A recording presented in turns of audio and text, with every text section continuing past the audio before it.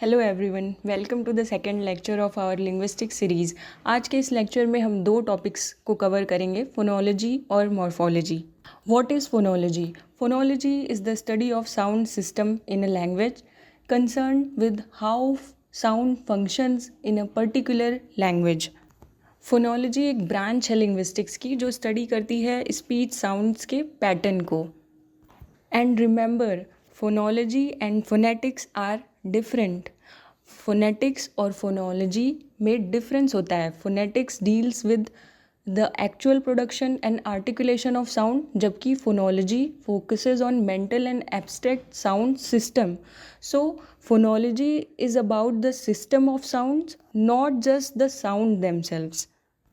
Now let's talk about the key units of phonology, which is phoneme, allophone and syllables. Let's start with phoneme. Phoneme is the smallest unit of sound that can change the meaning of a word. जैसे pat and bat, यहाँ सिर्फ प और ब के difference से पूरा meaning change हो जाता है। तो प और ब डिफरेंट फोनीम्स हैं, लेकिन एलोफोन्स एक ही फोनीम के डिफरेंट साउंड्स होते हैं जो मीनिंग चेंज नहीं करते। जैसे ट का प्रोनाउंसिएशन डिफरेंट हो सकता है टॉप, स्टॉप और बटर में। इन तीनों में जो ट है वो देखने में तो सिमिलर लगता है, लेकिन इसका प्रोनाउंसिएशन अलग अलग तरीके से होता है। अब बात करते हैं मिनिमल पेयर्स की।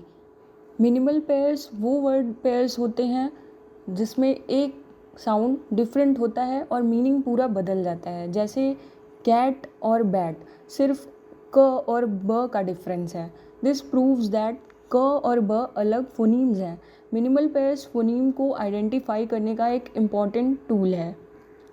Now let's talk about syllable. Syllable क्या होता है? ये एक साउंड यूनिट होती है जो न्यूक्लियस यूजुअली वॉवेल पे बेस्ड होती है। एक सिलेबल के 3 पार्ट्स होते हैं: onset, consonant before vowel, nucleus, main vowel and coda, consonants after vowel. जैसे वर्ड कैट, कैट में क is onset, A is nucleus and ट इज कोडा। ये स्ट्रक्चर इम्पॉर्टेंट है क्योंकि ये बताता है कि साउंड किस तरह से ग्रुप होते हैं इन स्पोकन लैंग्वेज।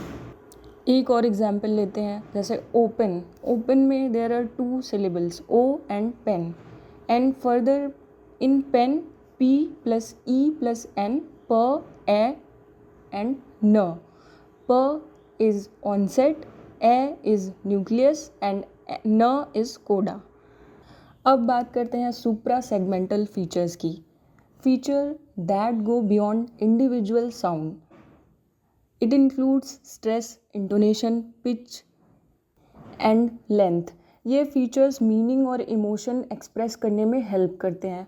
जैसे रिकॉर्ड, रिकॉर्ड को नाउन और वर्ब में अलग अलग तरीके से हम प्रोनाउंस करते हैं। जैसे वर्ड, जैसे record, it is verb because the stress is on the second syllable. So यहाँ पे प्रोनाउंसिएशन चेंज होने से मीनिंग भी चेंज हो जाता है। Now let's talk about the questions.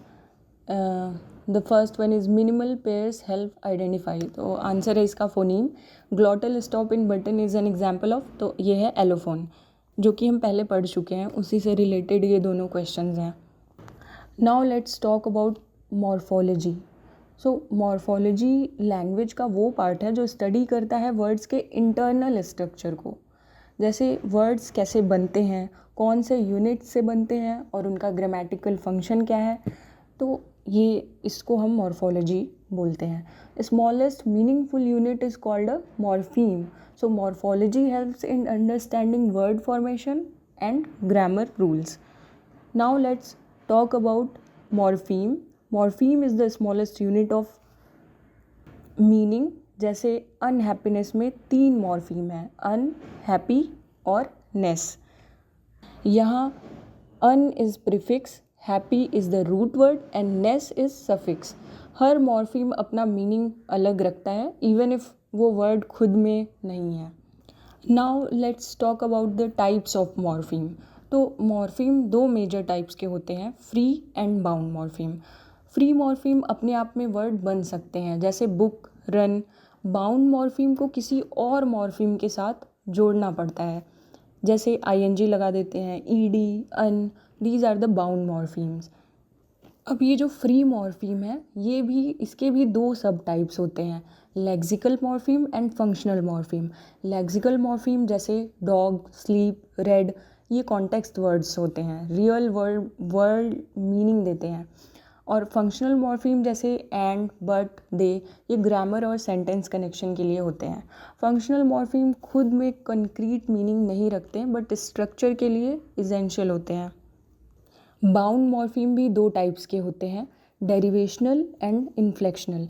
Derivational morphemes किसी वर्ड का मीनिंग या ग्रामेटिकल कैरेक्टर चेंज कर देते हैं, जैसे काइंड से काइंडनेस। और इन्फ्लेक्शनल मॉर्फीम सिर्फ टेंस या नंबर या कंपैरिजन दिखाते हैं, जैसे कैट से cats, cat was singular but cats is plural. Work से वर्कड, तो इसमें टेंस चेंज हो गया। Now let's talk about allomorph. Allomorphs वो वेरिएंट होते हैं जो सेम मॉर्फीम के डिफरेंट साउंड्स होते हैं, जैसे प्लूरल मॉर्फीम एस के 3 एलोमॉर्फ्स हैं, जैसे कैट्स, कैट्स में एस है, स, फिर उसके बाद डॉग्स, डॉग्स में ज, जेड, और बसेस, बसेस में इज़। तो मीनिंग सेम है लेकिन प्रोनंसिएशन डिफरेंट है, तो इसको एलोमॉर्फ्स बोलते हैं। Now let's talk about word formation processes. New words language में कैसे बनते हैं, इसे कहते हैं word formation process. Main types हैं एफिक्सेशन, एफिक्सेशन यानी प्रीफिक्स या सफिक्स लगाना।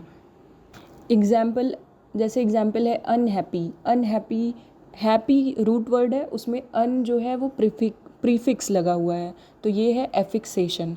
उसके बाद है कंपाउंडिंग, कंपाउंडिंग में दो वर्ड्स को जोड़ना होता है, जैसे black plus board is equal to blackboard.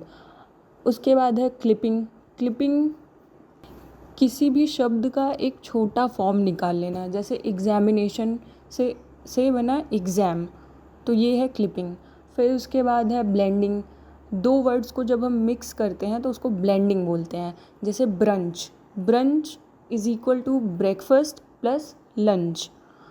उसके बाद है एक्रोनिम, एक्रोनिम इनिशियल वर्ड्स से बनते हैं, जैसे NASA, ISRO and so many. फिर back formation, back formation existing words से कुछ हटा के नया बनाना, जैसे एडिटर, एडिट फ्रॉम एडिटर। फिर है कन्वर्जन, वर्ड क्लास चेंज करना बिना स्पेलिंग चेंज किए, जैसे गूगल नाउन वर्ब में भी यूज़ होता है गूगल का, तो वर्ड सेम है लेकिन उसका कॉन्टेक्स्ट अलग अलग है। Let's see some previous year questions. First, books में कितने मॉर्फीम हैं, तो आंसर है इसका 2, book plus S, book lexical morpheme, S inflectional morpheme. Second question is unhappiness में कितने मॉर्फीम्स हैं, तो इसमें 3 मॉर्फीम्स हैं, un plus happy plus ness. अब एलोमॉर्फ्स के क्वेश्चन देखते हैं। अब जो क्वेश्चन है which is not an allomorph of the plural morpheme in English, तो इसमें एस है, जेड है, इज़ भी है, ट नहीं है, तो इसका आंसर है ट, क्योंकि ट जो है ये प्लूरल फॉर्म का साउंड नहीं है। PYQs on suprasegmentals, which of the following is suprasegmental feature, तो इसका आंसर है स्ट्रेस, जो प्रोनाउंसिएशन और मीनिंग दोनों चेंज करता है। Now questions from word formation. What type of word formation is brunch, so हम लोग पहले पढ़ चुके हैं, इसका आंसर है ब्लेंडिंग, तो ब्रेकफास्ट प्लस लंच को मिला के बनता है brunch. Second question is blog is formed from web log, what is the process, तो इसका भी आंसर होगा ब्लेंडिंग। थैंक्स फॉर वॉचिंग, मिलते हैं नेक्स्ट लेक्चर सीरीज़ में एक नए इंटरेस्टिंग टॉपिक के साथ। तब तक के लिए keep learning and stay curious.